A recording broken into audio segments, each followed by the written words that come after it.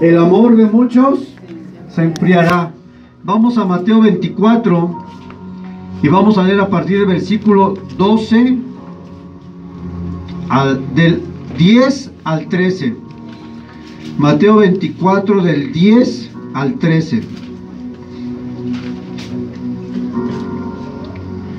Y para ponernos un poco en contexto, los discípulos le preguntan a Jesús que cuáles serían las señales antes de su regreso y del fin.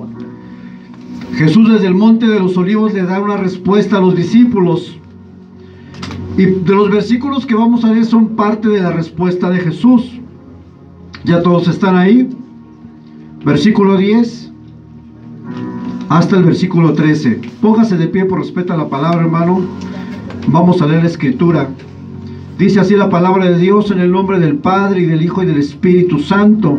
Muchos tropezarán entonces, y se entregarán unos a otros, y unos a otros se aborrecerán. Y muchos falsos profetas se levantarán, y engañarán a muchos. Y por haberse multiplicado la maldad, el amor de muchos se enfriará. Mas el que persevere hasta el fin, éste será salvo. Tome asiento. Y vamos a leer estos mismos versículos en la versión traducción lenguaje actual, para que me ponga la diapositiva y todos lean lo que dice la pantalla. Estos son algunas señales de lo que va a suceder y de lo que está sucediendo hoy en el mundo, ¿verdad? Dice: en aquel tiempo muchos que se apartarán de la fe. ¿Eso está pasando? Sí. Muchos se están apartando de la fe. Unos a otros se traicionarán y se odiarán. Y surgirá un gran número de falsos profetas que engañarán a muchos. ¿Eso está pasando? Por supuesto. Habrá tanta maldad que el amor de muchos que se enfriará. ¿Eso está pasando? También está pasando. Pero el que se mantenga firme hasta el fin, este será salvo. Y vemos que Jesús comienza a dar algunas señales de lo que va a suceder antes del fin. Y quisiera, a manera de contexto, hablar un poco acerca de la etapa que se conoce como enamoramiento. Dentro del amor, dentro de una relación humana, hay una etapa que se llama enamoramiento, donde el amor que se profesa al comienzo, después de un tiempo comienza a menguar, comienza a cambiar. La falta de compromiso, la falta de entrega que es igual, ya no es la misma. Y eso muchas veces nos pasa a nosotros como cristianos. Y muchas veces presentamos ciertos rasgos cuando nos convertimos a Cristo, pero con el pasar del tiempo nuestro amor va menguando, nuestro amor va disminuyendo, y es evidente que es visible la frialdad, la apatía entre nuestros corazones. Y muchas veces, aunque vengamos a la iglesia, nosotros estamos en una condición espiritual alarmante. Y aunque muchas veces esta frialdad es el comienzo de un decaimiento espiritual, la mayoría de las personas que no cambian su curso van a terminar alejándose de Dios, como tantas personas lo han hecho en la iglesia. Yo en esta unidad en particular, hermanos, a mí me asombra que hay muchas personas que conocen de Dios, demasiadas. Hay muchas personas que cuando tú llegas a entablar una plática te das cuenta que esa persona estuvo en el camino de Dios, sirvió en el camino de Dios, pero algo pasó en su vida que terminó alejándose. Y la etapa del enamoramiento, voy a dar algunas características. Y yo sé que todos los jóvenes y todos los adultos nos vamos a identificar porque todos hemos pasado por ella. En la etapa del enamoramiento, yo en lo personal he llamado la etapa modo zombie. La etapa modo zombie, ¿por qué? Por lo siguiente. No dejamos de pensar en la otra persona. Hay una falta de concentración en las actividades diarias porque en tu mente solamente está la otra persona. ¿Sí o no? ¿Me entienden, verdad? Hay un deseo muy intenso de hablar con la otra persona. Es decir, hay una comunicación constante. mensajes todo el día. ¿Qué haces? ¿Cómo estás? ¿Estás comiendo? ¿Estás bebiendo? Estoy en el baño, déjame en paz, ¿no?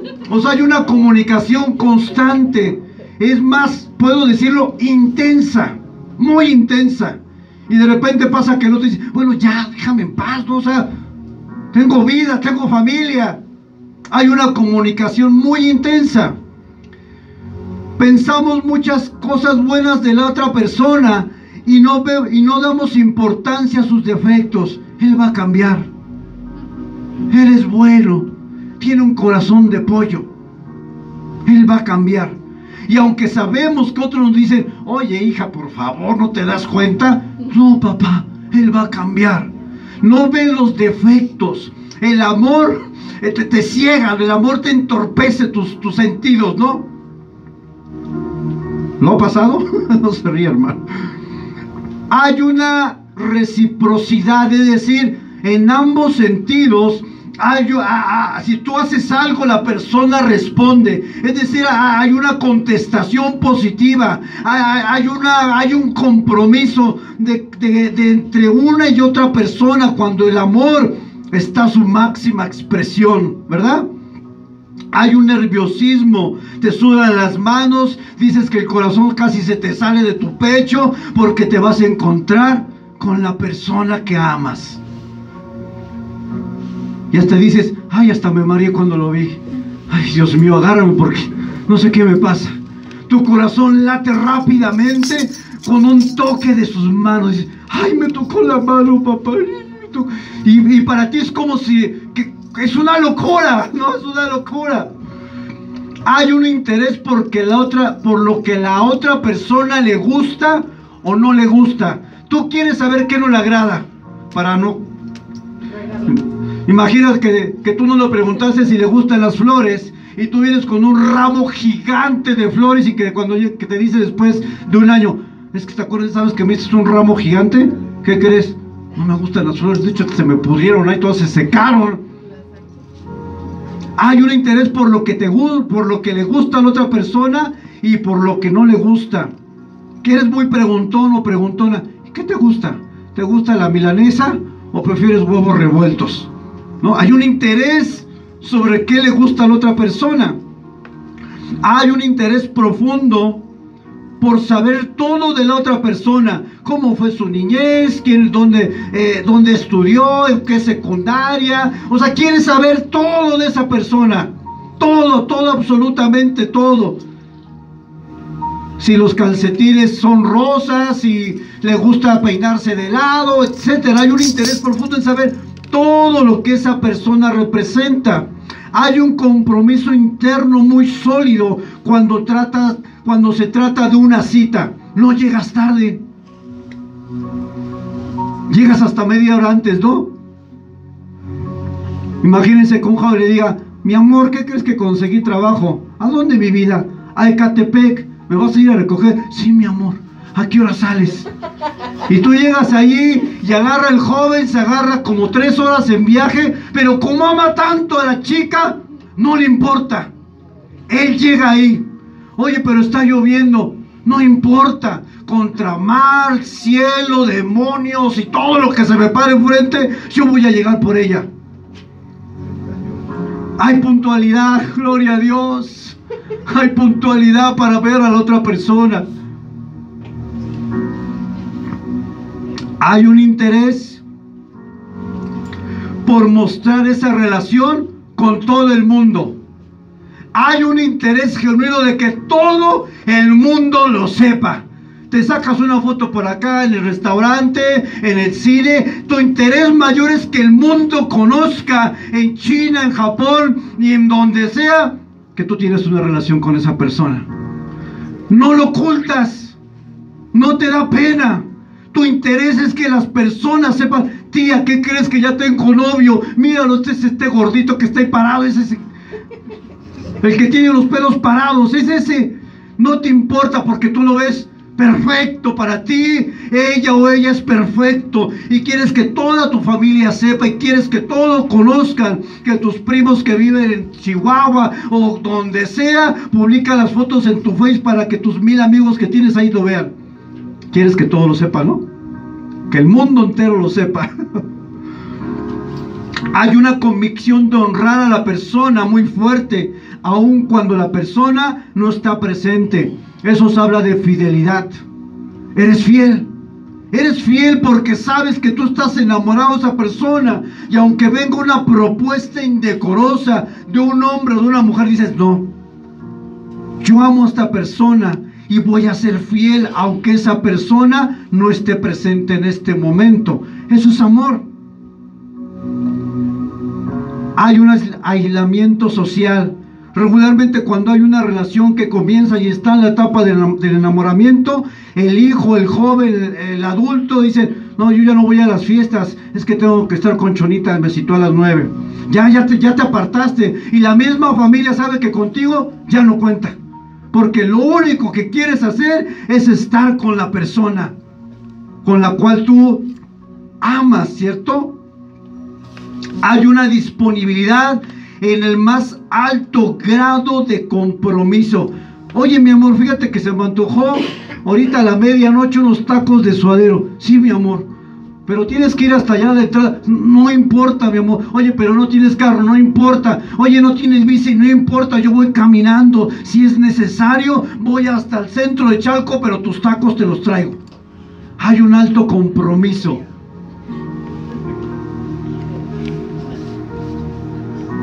Podemos darnos cuenta que hay rasgos muy particulares de esta etapa. Sin embargo, hay algo que en un punto cambia. Y todos estos rasgos se van apagando de manera lenta y agonizante. La Biblia enseña que Jesús le dijo a sus discípulos que habría un tiempo en los tiempos finales donde los seguidores de Cristo comenzarían a mostrar síntomas, rasgos de que su amor para con Dios está cambiando, de que ya no es el mismo, de que tu pasión por las cosas de Dios simplemente han pasado a segundo término. Habría rasgos de personas de que su amor se enfriaría tanto que muchos acabarían alejándose de Dios, su fe la perderían. Y hoy podemos ser testigos de cómo esta profecía se está cumpliendo. Ahí donde estudia mi hijo Samuel en música, hay otros dos pastores, y me decían estos dos pastores platicando que en sus iglesias, la iglesia como tal está sostenida solamente por el 10% de miembros. Quiere decir que si hay 50 miembros, solamente 10 ayudan, solamente 10 tienen la disposición a servir, solamente 10 quieren más oración, solamente 10 quieren aprender más de la palabra. Y no importa qué tan grande o pequeña sea la iglesia, esta condición espiritual está presente en nuestros días. Es una realidad. Y el primer punto que quiero hablar es esto: el enfriamiento espiritual. La hipotermia es el descenso de la temperatura corporal por debajo de los 35 grados. Lo peligroso de la hipotermia es que no aparece de inmediato, sino que esta se da de forma gradual y silenciosa, a tal grado que puede llegar un momento donde tú no te des cuenta que ya entraste en hipotermia y puede ser grave para tu vida. Alguien describe el enfriamiento espiritual como un invierno espiritual, lo opuesto al crecimiento. Cuando permitimos que sutilmente el pecado sea parte de nuestro diario vivir, se pierde la sensibilidad y el arrepentimiento genuino está cada vez más ausente. Cuando permitimos que la apatía se infiltre en nuestra vida, provoca que ya no sientas la presencia de Dios, pues la apatía tiene algo muy característico que hace que el corazón se endurezca, y esto es fatal. Otra definición para apatía es indiferencia, frialdad, falta de interés, desatención, falta de emoción, algo frío. Esta condición no se da de la noche a la mañana, y tenemos que ser muy honestos con nuestras propias personas. Cuando hemos caído en la frialdad espiritual, es porque nosotros nos hemos descuidado espiritualmente, porque nosotros hemos permitido que los deseos nos controlen y que otras cosas ocupen el lugar que solo a Dios le pertenece. Es urgente la intervención de Dios en nuestras vidas si nosotros queremos cambiar nuestra condición espiritual, en la cual muchas veces ya estamos dentro y que estamos fríos y apáticos, Dios no quiere que nosotros permanezcamos en esta situación. Y esto tiene un problema, tiene una raíz, porque para nosotros no sabemos qué significa ser cristiano. Si alguien te pregunta para ti qué es ser cristiano, ¿qué le contestarías? Sin duda, este síntoma de la frialdad espiritual se experimenta en todas las iglesias. Hemos estado en iglesias grandes, hemos estado en iglesias de todos los tamaños en algún momento por la situación que tuvimos que viajar a Colombia.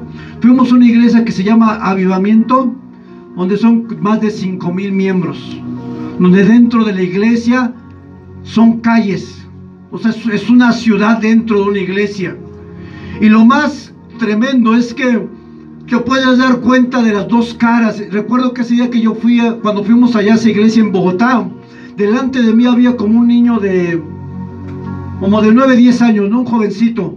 Y yo lo veía cómo clamaba al Señor, y de verdad a mí me sorprendió el hambre que este jovencito, este adolescente mostraba.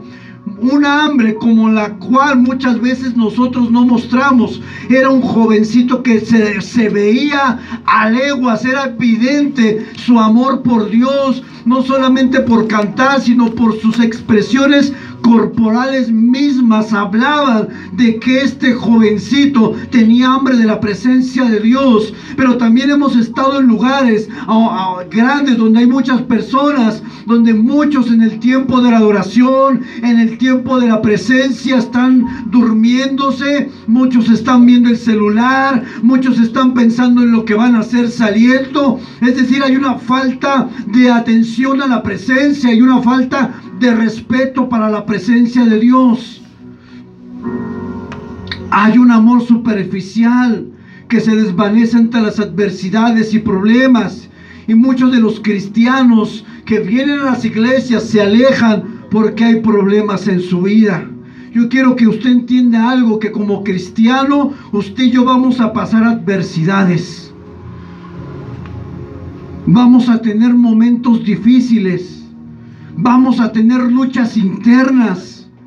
Jesús jamás prometió en la Biblia que nuestra vida sería fácil. Jesús lo que sí prometió, y cuando antes de subir al cielo le dijo a sus discípulos: ustedes van a ser vituperados, van a ser perseguidos, van a ser asesinados por mi nombre, por mi causa.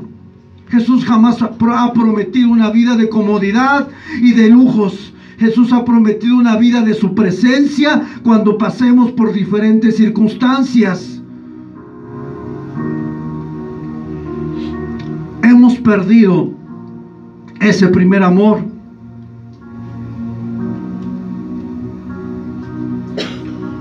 Yo le hago una pregunta, hermano. ¿Usted está en la etapa de enamoramiento con Jesús o está en la etapa donde ya se olvidó de todo eso?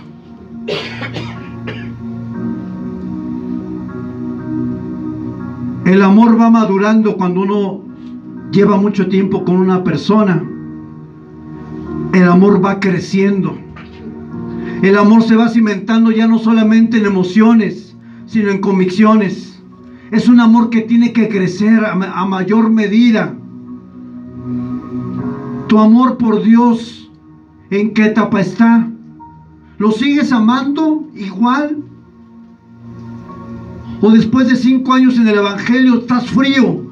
Vienes a la iglesia, escuchas la palabra, pero esta palabra ya no tiene el mismo efecto en tu vida. Has caído en una religiosidad. Vas a tu casa y eres el mismo. Vas a la escuela y eres la misma y el mismo. Ese amor que tuviste al comienzo, donde pasabas tal vez horas invirtiendo en el reino de Dios y en su gloria, eso se ha disminuido a migajas para Dios. Sí, es más, que den gracias que yo fui a la iglesia, porque yo no iba a ir. ¿Quién te dijo eso? ¿Quién te dijo que a Dios se le dan migajas? ¿Quién te dijo que a Dios se le estamos rogando para que usted busque de Dios? Usted, si no quiere buscar de Dios, es su decisión personal, pero esa decisión va a traer consecuencias para su vida. El amor que profesamos para Jesús es un amor que, como en una relación de pareja, muchas veces va menguando, va cambiando tus actitudes, tu disposición para Dios, tu tiempo, tus recursos. Ahora los limitas porque dices, pues voy a dar, pero no tanto. Tu amor se ha cambiado. Y quisiera hablarte de algunos síntomas de alguien que está perdiendo ese amor o que se está enfriando su amor por Jesús. Hay una falta de interés por la palabra de Dios y la oración, los dos canales de comunicación más importantes en la vida de un cristiano es la oración y la palabra de Dios. Por medio de esto nos comunicamos con Dios, y esto es una realidad que el gran porcentaje dentro de una iglesia, no importando cuántos miembros haya, el 10%, de acuerdo a unos estudios bíblicos que se han hecho, dice que solamente el 10% ora. Yo le pregunto, ¿cómo quiere cambiar su vida si no ora? ¿Cómo espera ver cambios y respuestas de Dios si no ora? ¿Cómo quiere quitar estos hábitos de su vida si no ora? ¿Cómo quiere cambiarlas? ¿Cómo quiere una intervención divina si usted ora cada mes? ¿Cómo quiere que Dios intervenga en su asunto si usted ora cada que se acuerda? Y usted y yo tenemos la gran excusa, que es la gran mentira de decir que no tenemos tiempo. Eso es mentira. Decir que no tienes tiempo para orar y decir que tenemos tiempo para trabajar 8 o 10 horas, porque así es. Decir que no tenemos tiempo para orar y ver una serie de Netflix de 5 horas.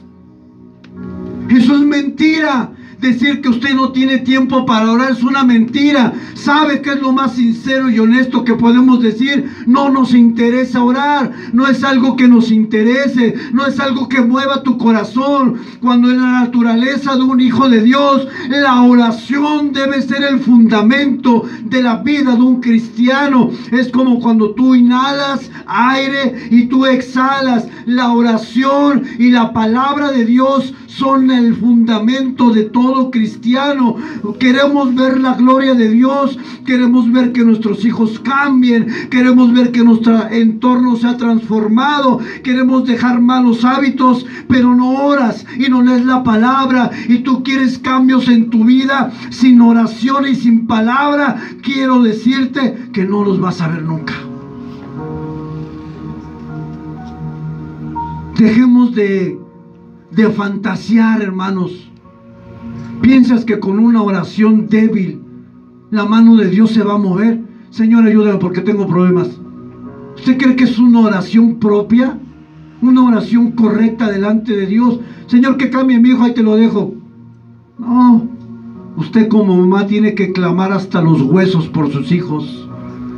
No oraciones débiles, raquíticas, secas.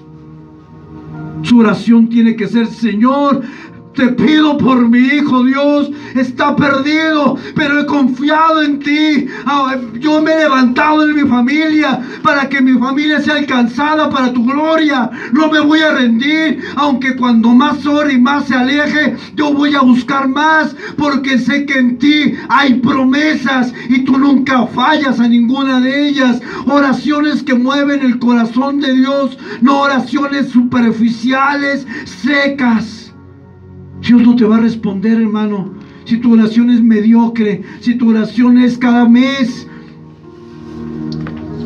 Recuerdo que una vez un joven llegó un domingo, llegó a la iglesia y me dice: ¿qué crees, pastor? Anoche comencé a orar, pero ¿qué crees? Yo no pude detenerme y me seguí orando. ¿Y qué crees? Me dormí a las 6 de la mañana. ¿Y qué crees? Yo vengo hoy porque quiero más de la presencia de Dios. ¿Cuándo fue la última vez que experimentaste ese tiempo de búsqueda donde no podías parar y querías más, orar más, adorar más? ¿Cuándo fue la última vez que te arrodillaste en el piso y pusiste tu frente en el piso reconociendo que toda la gloria y toda la honra es para Dios? ¿Cuándo fue la última vez que te humillaste delante de Dios? En el tiempo de los reyes se encontraban en una posición más alta y ponían sus tronos ahí. Y cuando llegaba un sirviente, lo que hacían las personas era ponerse de rodillas y poner su frente en el piso, reconociendo la autoridad de ese rey. ¿Cuándo fue la última vez que tú te postraste y pusiste tu frente en el piso, reconociendo a Dios en tu vida? ¿Cuándo fue la última vez? ¿Lo has hecho en alguna vez en tu vida?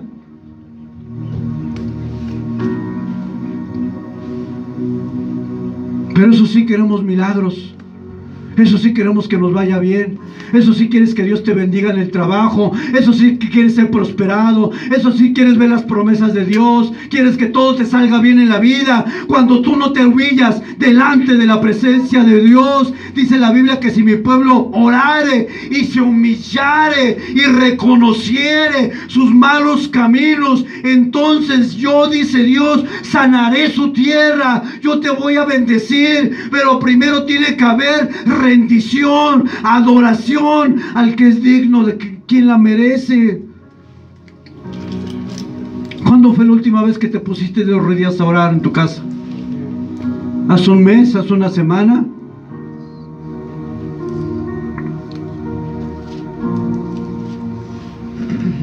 Has perdido el apetito por la palabra de Dios.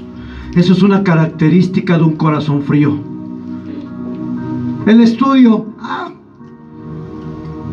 y muchas veces no es porque no puedas venir, muchas veces es porque prefieres hacer otras cosas que, por supuesto, todos tenemos obligaciones, deberes, pero acuérdate cuando tú decías, voy a hacer esto y esto, voy a sacar tiempo para buscar de Dios. Acuérdate porque tú en algún momento lo hiciste. Te comprometiste con Dios tanto que dijiste, voy a hacer primero mi quehacer, voy a hacer esto, pero a tal hora voy a estar en punto en la iglesia para la palabra. Cuando tú empezaste a desplazar ese compromiso con Dios, son síntomas que en tu corazón se está congelando porque has permitido que los afanes de este mundo, que los problemas que vives te controlen. Y cuando eso te controla, eso no te permite tener un compromiso sólido con Dios. Y no es que no tengas tiempo, lo que pasa es que no tenemos interés por las cosas de Dios.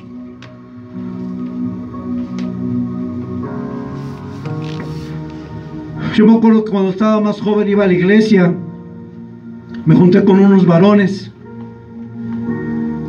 unos señores grandes.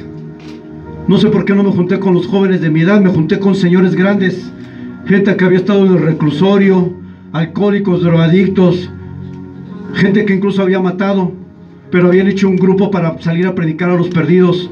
Y yo dije, yo de aquí soy, yo aquí me voy a pegar, yo quiero estar con ellos. Y a veces hacían velada a los viernes o los sábados, y acabando la velada como a las 6 de la mañana, yo me bañaba, iba a mi casa y me bañaba, y a las 9 tenía que estar en la iglesia nuevamente. No me importaba, porque yo lo que más necesitaba era la presencia de Dios. Y muchas veces tú lo llegaste a hacer, pero ahora ya no lo estás haciendo. Te has perdido, te estás enfriando.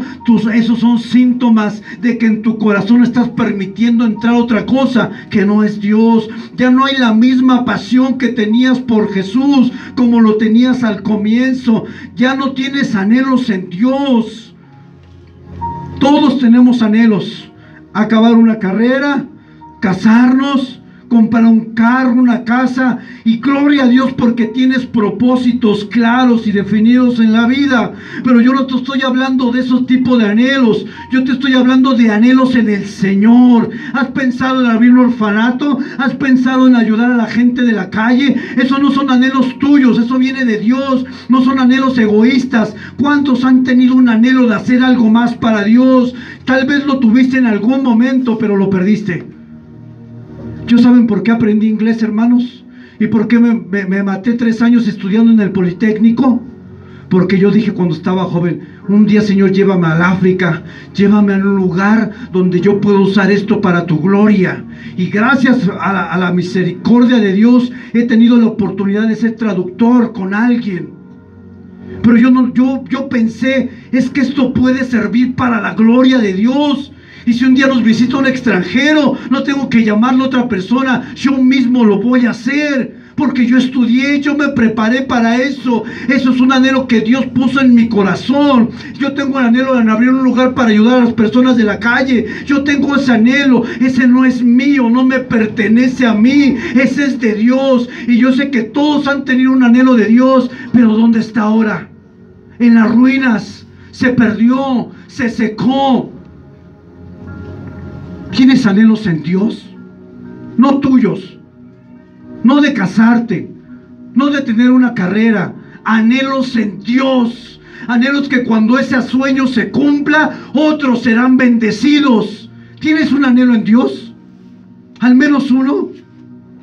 ¿O te importa un poco los niños que son abandonados? ¿O te importa un poco los borrachos que están tirados? ¿Te importa? ¿A ti te interesa? ¿Tienes un anhelo, un sueño que si Dios te lo cumpliera, muchos serían bendecidos? ¿O solamente estás buscando ganar bien, tener una posición laboral, tener una bonita casa, lo cual no es pecado? Pero yo me pregunto, ¿dónde están aquellos que tienen anhelos en Cristo Jesús? ¿Dónde? Ya no hay muchos. Se están extinguiendo. Porque mayormente pensamos solo en nosotros. Con que mi familia esté bien, mis hijos, para mí es suficiente. Y sabe, eso es un pensamiento tan egoísta. Porque Dios mandó a su Hijo dejando la gloria para dar a nosotros vida eterna, para perdonar nuestros pecados. Y me he dado cuenta que dentro del pueblo de Dios, el 1% tal vez tendrá un anhelo en Dios, y los demás anhelos que tiene son para su propia persona y su vida. Si un joven estudia una carrera, yo le pregunto a los jóvenes que estudian una carrera, ¿has pensado que tu carrera pueda servir para bendecir a otros? ¿O nomás las tomaste porque quieres ganar bien? ¿Por qué la tomaste? ¿Por qué escogiste esa carrera? Si lo que tú escoges en tu vida no tiene el propósito de glorificar el nombre de Dios, tal vez te vaya bien, y qué bueno que te vaya bien. ¿Y Dios? ¿Alguno tiene un sueño de Dios que dice si se cumple, muchos serán bendecidos? ¿Alguien tiene un sueño de Dios? Yo desde que estoy joven le he dicho, Señor, un día dame recursos para abrir un lugar para ayudar a personas. Siempre es un anhelo muy profundo en mi corazón que siempre digo, Dios, no te olvides de ese sueño que un día te lo puse en tu presencia. Necesito más recursos porque yo sé que hay más personas que podemos ayudar como iglesia. En sus planes está Dios, en sus recursos está Dios. O solamente, venga para acá todo, Señor, dame, sí, dame promesas, bendiciones. Y el anhelo de Jesús. Ya no hay interés. Otro síntoma es que ya no hay interés porque otros sepan que eres cristiano. Si bien no lo ocultas, cuando alguien te lo pregunta, tampoco buscas que otros lo sepan. ¿En qué momento cerraste tus labios? ¿En qué momento decidiste no hablar de Cristo? Porque aquí hay muchas personas que tienen un imán especial, que son llamadas eso, que las personas te llegan así, con problemas, con situaciones. Tú no tienes que buscarlas, porque las personas vienen a ti y dicen, ¿qué hago, manita? Tengo un problema. Fíjate, hay personas que te buscan porque tienes ese llamado. Les has hablado, les has dicho que hay esperanza, les has dicho que tenemos un Dios de lo imposible, les has dicho que hay salvación y vida eterna. Ya te callaste, ya dejaste de hablarles, ya dejaste de decirles. Somos egoístas al no compartir la palabra y las buenas noticias. Pero un síntoma de la frialdad es que ya no te interesa que otros conozcan, sino con que tú conozcas es suficiente. Pues yo ya me salvé, pastor. ¿Y el vecino? ¿Y tu primo que está hundido en drogas? ¿Ya le hablaste? No, pastor, pero yo no sé, yo ya voy a la iglesia. Frío, estás frío. Una persona con esta condición no tiene interés por servir a Dios y servir a los demás. Una persona que está en esta condición se fija en lo que otro hace. ¿Y yo por qué voy a lavar los baños siempre? ¿Por qué? ¿Por qué no lo hace el hermano? Yo siempre vengo, o a mí siempre me dicen. Una persona que tiene un corazón frío o un síntoma es que se fija ya en lo que hacen otros y no se fija en su propia persona, porque parece que olvida que la relación es personal y está olvidando que todo lo que hace no lo hace para que la otra persona esté contenta o descontenta, lo hace para la gloria de Dios y para que el nombre de Dios sea glorificado. Mateo 25, vamos a leerlo al versículo 31. Usted siga la lectura ahí, pero quiero que lo vea en su Biblia, por favor.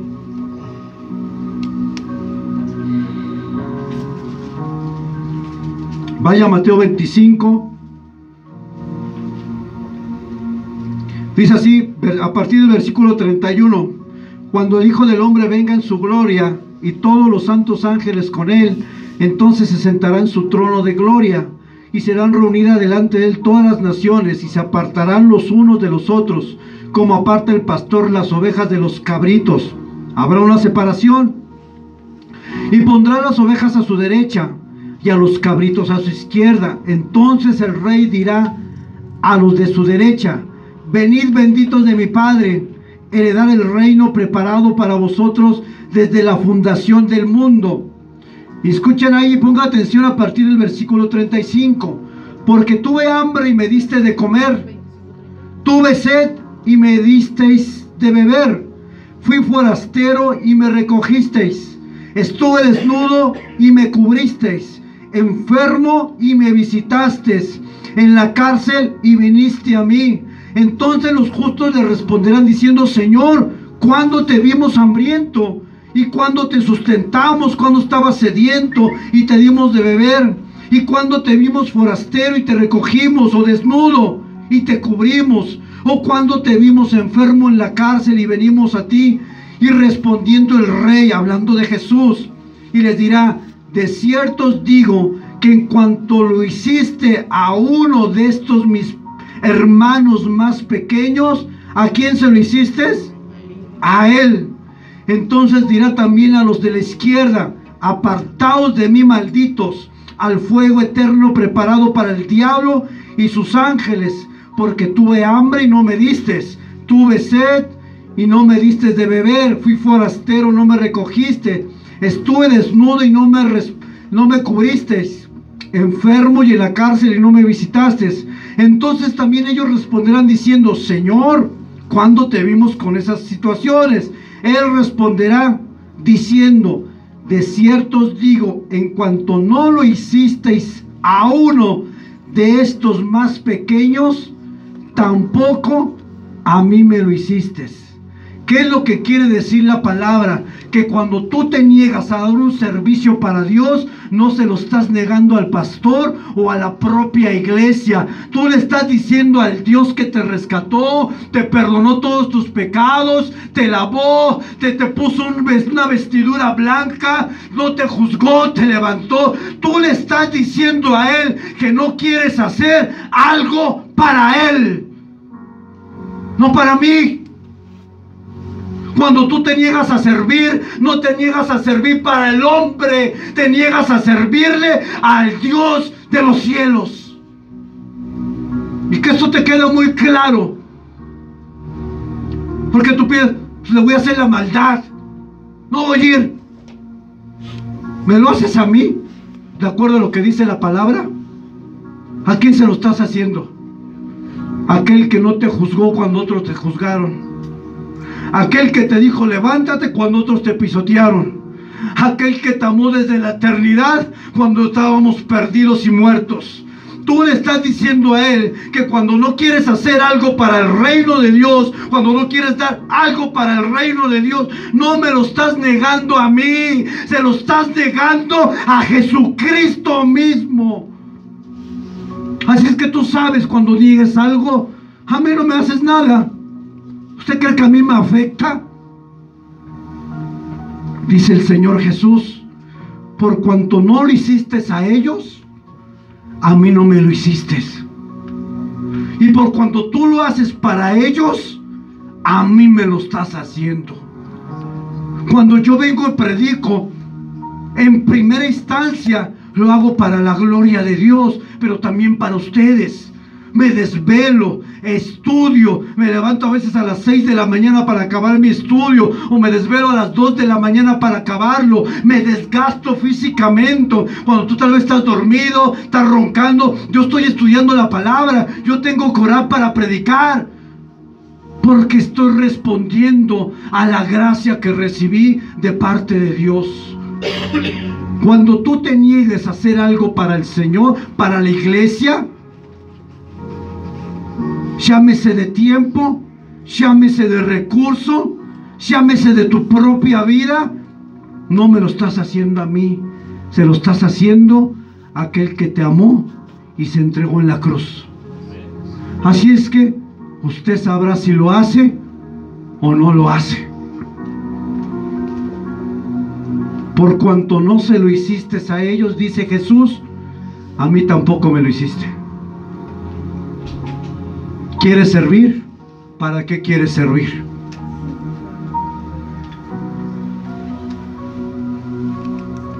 Una persona que se está enfriando, hay más queja y menos gratitud. Entre más se enfría tu corazón, las quejas crecen y la gratitud mengua. Dios nos ha llamado en su voluntad a dar gracias a Dios en todo, pero una persona que se está enfriando espiritualmente, en sus labios hay más queja que gratitud. Y como cuando hablamos del enamoramiento, que Él no deja de pensar en otra persona, Jesús deja de ser la persona en la que piensas en tu día a día. ¿Piensas en Jesús en el día? ¿Te acuerdas de Él? ¿O simplemente dices, el domingo me toca ir a la iglesia y nada más? ¿Tienes deseo intenso de hablar con Jesús? ¿O ya ese deseo que tuviste al comienzo se apagó? ¿Tienes anhelo de platicar con Dios en la semana? ¿O ya en tu vida nunca lo has hecho? Llevas 10 años en el Evangelio y no oras en toda la semana. Ya te acostumbraste a esa vida, ¿sabes? Ya es un hábito para ti no orar. Pero eso sí, vienen problemas, viene un sacudir para tu vida, viene una enfermedad. Dios, escúchame, escucha mi clamor. Buscamos a Dios por interés, para que te bendiga y te dé, pero no lo buscas cuando te va bien, no lo buscas cuando te abre un empleo, no lo buscas cuando estás en la bendición. Solamente quieres a Dios y tu amor es tan superficial y banal que solamente quieres algo de Dios, pero no quieres a Dios en tu vida. Basta de amar de esa manera, porque si una persona terrenal se siente cuando solamente lo buscan, cuando espera un beneficio de la persona, es como si yo solamente buscara a mi esposa para que me dé algo, lo que sea, o para que me cocine, o para que me atienda, pero en todo el tiempo demás no le mando un mensaje a ver cómo está. Así hay relaciones humanas, solamente te hablan para ver, necesito algo. ¿Cómo nos sentimos? Muy mal. ¿Cómo se sentirá Jesús cuando tú le hablas solamente, Señor, tengo un problema, me está pasando esto? Y toda la semana, Señor, ¿cómo estás? ¿Cómo te ha ido, Señor? Oh, Señor, aquí estoy en tu presencia, necesito de ti, Dios. Oh, Señor, no sé, necesito de tu Espíritu Santo. Hay un interés por lo que a la otra persona le gusta. ¿Te interesa saber qué le agrada a Dios y qué no le agrada que hagas? Ya no lo hay, ya lo perdiste. Hay una convicción de honra a la persona muy fuerte, aunque esa persona no está. Cuando no estamos en la iglesia, ¿qué tan fácil eres de pecar? Porque eso se habla de honra y de amor. Cuando tú no estás en la iglesia, ¿qué tan fácil eres para para resbalarte en el pecado, cuando alguien te seduce, cuando pasa cualquier otra cosa que te pueda hacer pecar. Eres fiel al amor de Dios, aunque Él no esté, a lo mejor no está, no lo puedes ver, pero Él está ahí. Pero eres fiel a esa honra que Él te ha dado. Tienes convicciones sólidas de que Dios está contigo, y que dice la palabra que nuestro cuerpo es la habitación, la morada del Espíritu Santo. O pecas con facilidad. Bueno, total, si no estoy en la iglesia, no está el pastor, no hay nadie, pues total, me echo una canita ahí al aire, me aviento acá lo que sea, y total, no amas a Dios. Porque cuando uno ama a Dios y que en ese enamoramiento tú buscas honrar a la persona, cuando estás en un lugar donde es fácil deshonrarla. ¿Honras a Dios en tu escuela? ¿Honras a Dios en tu trabajo? ¿O piensas porque no estás en la iglesia estás libre de la presencia de Dios? Hay un alto grado de compromiso para con Dios. ¿Cómo está tu compromiso para con Dios? ¿Firme? ¿O es un compromiso que se desvanece cuando hay tribulación? Dice la palabra de Dios en Lucas capítulo 8, cuando se habla de la parábola del sembrador, que cuando Jesús habla de esa parábola y que dice que son arrojadas semillas y que unas caen en piedra, en zona rocosa, dice Jesús mismo que ese tipo de semillas son las que caen en la tierra y comienzan a echar raíz, pero que comienzan a crecer, pero como no tienen raíces profundas, cuando viene la tribulación, cuando viene el problema, se apartan de Dios. ¿Tú te apartas cuando tienes problemas? ¿Es tu primera reacción? Eso significa que no tienes raíces, y que en cualquier problema tú te vas a sacudir. No hay raíces profundas. Por eso muchos se alejan, porque cuando empiezas a buscar de Dios resulta que vienen más problemas, porque hay una oposición para que Dios no cumpla su voluntad. Y tú llegas a pensar, pues yo estaba mejor en el mundo, me iba mejor económicamente, tenía menos problemas, porque que vengo a Cristo parece que hay una oposición. Y ciertamente hay una oposición para destruir tu vida, para que Dios no cumpla su propósito. Pero tienes que entender algo: echa raíces profundas en Cristo, porque cuando pasan esos problemas y esas luchas, Dios te va a bendecir. Es una prueba en la cual todos pasamos cuando nos convertimos a Cristo, porque pareciera que cuando uno se convierte a Cristo, más problemas se levantan. ¿No le ha pasado? Yo cuando me convertí a Cristo tuve más problemas en mi casa, y yo dije, ay caramba, pues no era al revés, porque nos venden un evangelio sin problemas. Ven a Cristo y tus problemas acabaron. ¿Dónde dice eso en la Biblia? En ningún lado. Ven a Cristo, obtén salvación, perdón de pecados, y cuando vengan los problemas ya no vas a estar solo. El creador del universo caminará de tu lado, y el gigante de gigantes saldrá por delante de ti para guardar tu vida. Esa es la promesa de Dios. No que no te van a pasar nada, sino que el Rey de los cielos estará contigo para enfrentar cualquier cosa que venga contra tu vida. Esa es la promesa. Dios nunca ha prometido que no nos va a pasar nada en la vida. Hay un antídoto, hay una solución para esta condición espiritual. Y le pido que vayamos al libro de Apocalipsis, en el capítulo 2, porque este problema que estoy hablando se presentó de manera muy clara en una iglesia, en Apocalipsis capítulo 2, en la iglesia de Éfeso. Y fíjense, vayan todos ahí para que lo lean, ya estamos terminando. Y vamos a leer a partir del versículo 2. Ese también va a estar en la pantalla.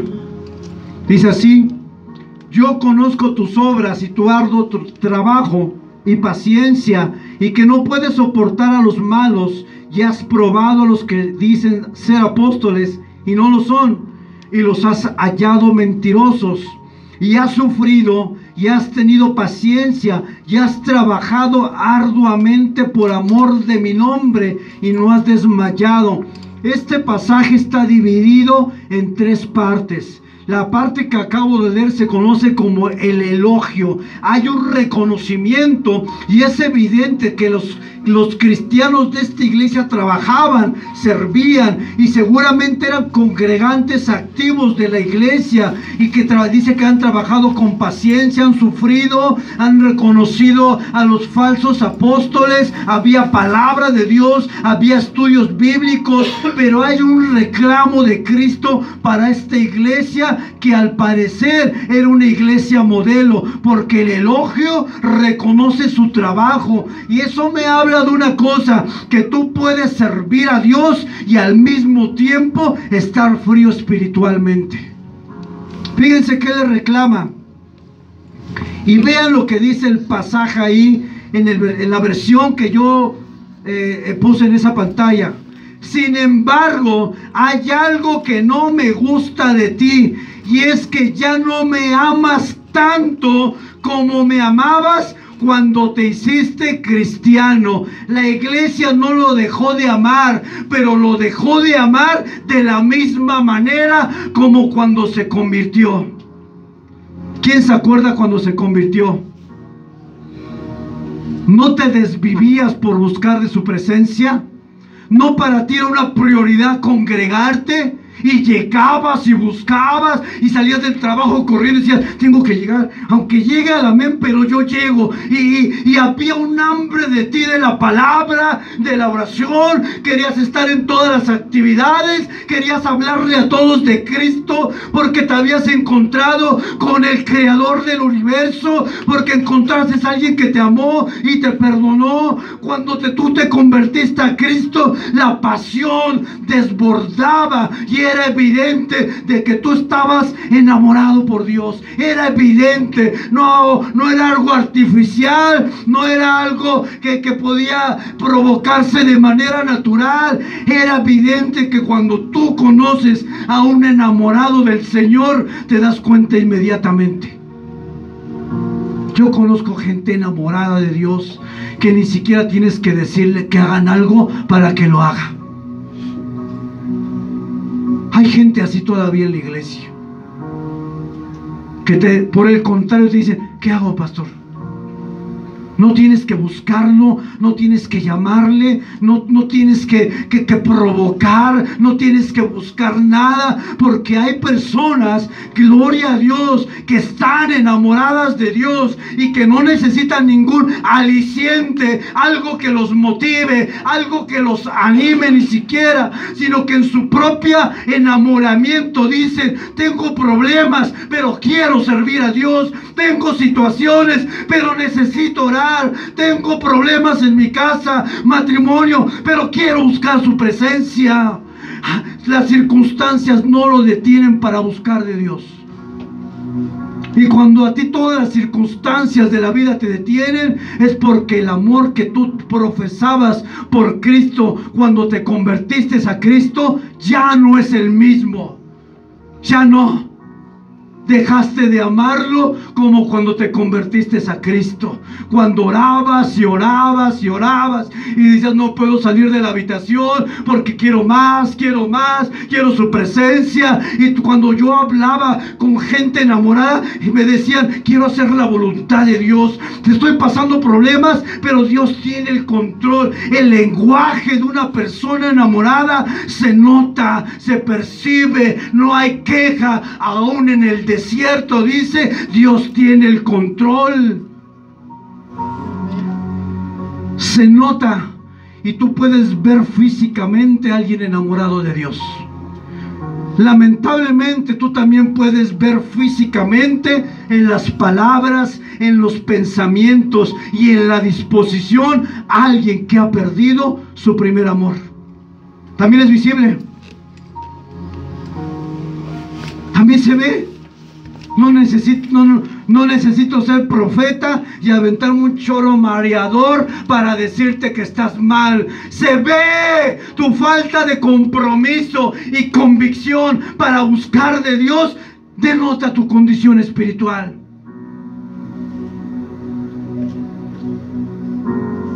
Se nota. Jesús le reclama a la iglesia: me dejaste de amar como cuando tuviste el primer encuentro conmigo. Algo pasó en tu vida que dejaste de amarme de la misma manera. Si hablando de una relación personal, ¿cómo se siente cuando una persona ya no te comienza a corresponder? ¿No te sientes roto? ¿No te sientes herido, traicionado y lastimado? Cuando tú te entregas al 100% y la persona tienes que casi rogarle, pedirle para que ella pueda reaccionar, eso es una evidencia de que esa persona no te ama. No te ama. Si yo tengo que estarle diciendo a la gente que hagamos algo para Dios, es una evidencia que sí hay un amor tal vez, pero no hay un enamoramiento de Cristo y de su presencia. No hay. Algo pasó en tu vida, te descuidaste. Ya no amas a Dios como el primer día que llegaste emocionado diciendo: yo me convertí, encontré a Jesús, Él me perdonó. Pastor, todo lo que yo hice, si usted supiera, pero con Él no encontré juzgar. Él no me juzgó, Él me dijo: te amo y te he amado, y no, mi amor no ha cambiado, no importa cuál sea tu pasado, yo te amo. Dejaste de amar al Señor de la misma manera que lo amaste al comienzo. Eso es muy triste, hermano.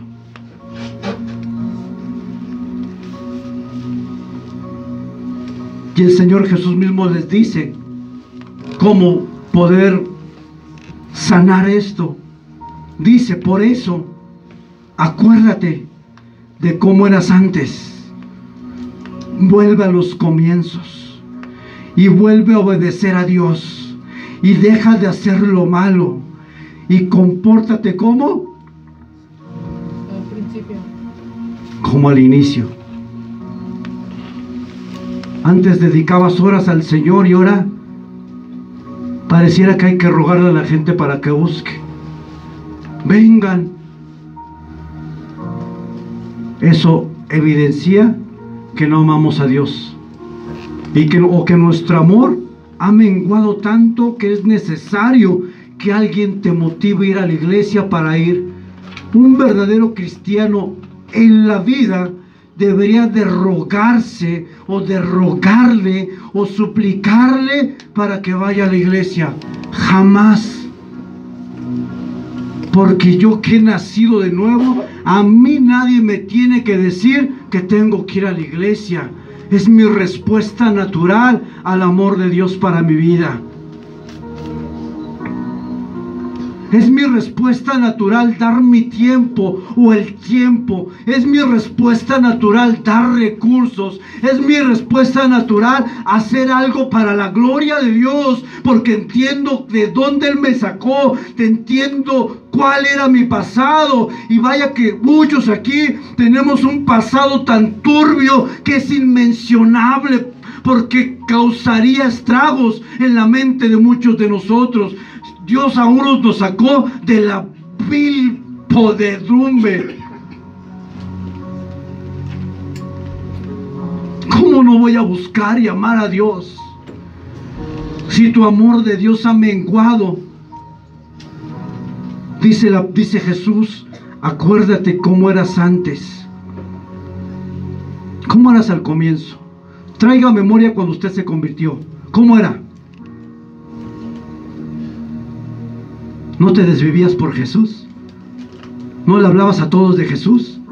¿No le decías: ¿qué hago? ¿Qué hago, pastor? O sea, vamos a ir a evangelizar. ¿Qué vamos a hacer? ¿Qué se necesita para salir a evangelizar, pastor? ¿Vamos a ocupar algo? ¿Necesitamos algo? Y no, hay que estarles mandando un mensaje para ver quién responde. Eso habla de un corazón que se está enfriando.